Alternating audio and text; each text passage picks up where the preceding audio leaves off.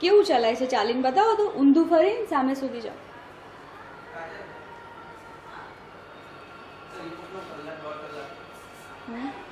પાછા આવો આનાથી ઉતાવળથી ચાલવાનું કહું તો ચલાય ના ચલાય